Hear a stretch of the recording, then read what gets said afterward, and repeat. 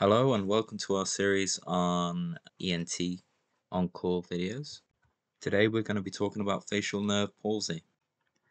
In assessing patients with facial nerve palsy, things that you might need are the otoscope, a disposable otoscope speculum, oral suction tips, a Pope wick, and swabs for cultures.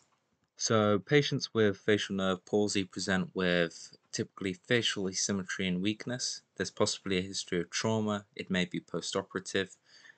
It may be post-infection. They may have a middle ear or external ear infection, which could progress to mastoiditis, tumors of the ear or parotid gland, or a previous stroke. When you examine a patient, with facial nerve palsy, you need to assess for infections, cholesteatoma, any signs of vesicles to rule out Ramsay-Hunt syndrome, and do a hearing assessment on the patients. You want to examine the parotids to check for any masses and examine the oral cavity for any pharyngeal swelling. And you want to examine the eyes to assess their ability to close and protect the eye. You'll want to exclude any traumatic causes and do a careful neurological exam to establish if this is an isolated cranial nerve 7, the facial nerve palsy.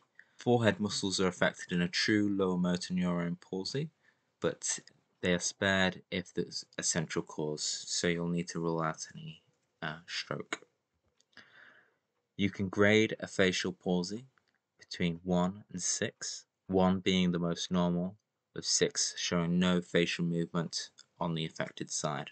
Red flags for patients with facial nerve palsy include severe otalgia, where you want to consider necrotizing otitis externa or mastoiditis, any parotid swelling with facial palsy, a sign of malignancy, and any facial nerve palsy after trauma. Other associated neurological symptoms would lead your differential to be stroke. To investigate further, you'll want to do blood tests, including full blood count, U&Es, and CRP. You want to get a CT of the temporal bones to test for any necrotizing otitis externa, mastoiditis, or vestibular schwannoma, and it's also useful in trauma.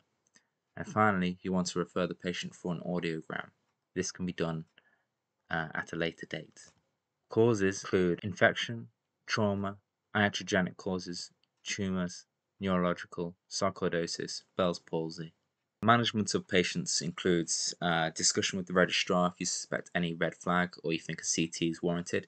If there is no treatable cause identified, then treat it as a Bell's palsy or Ramsay-Hunt syndrome. So you want to start the patient on prednisolone at 1 mg per kilogram orally for 5 days, and you want to give them PPI cover if they're over 50 years old.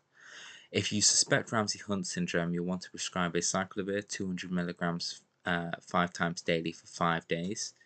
And if Ramsay-Hunt is confirmed after taking a swab, then you'll want to start them on acyclovir 800 milligrams 5 times a day, and this is continued for 2 days after the lesions crossed over. You want to give advice to gently massage the face, start the patient on eye protection, and this includes Lacrolube eye ointment every night, Visco tears 4 times a day, and provide them with an eye patch and lid taping advice.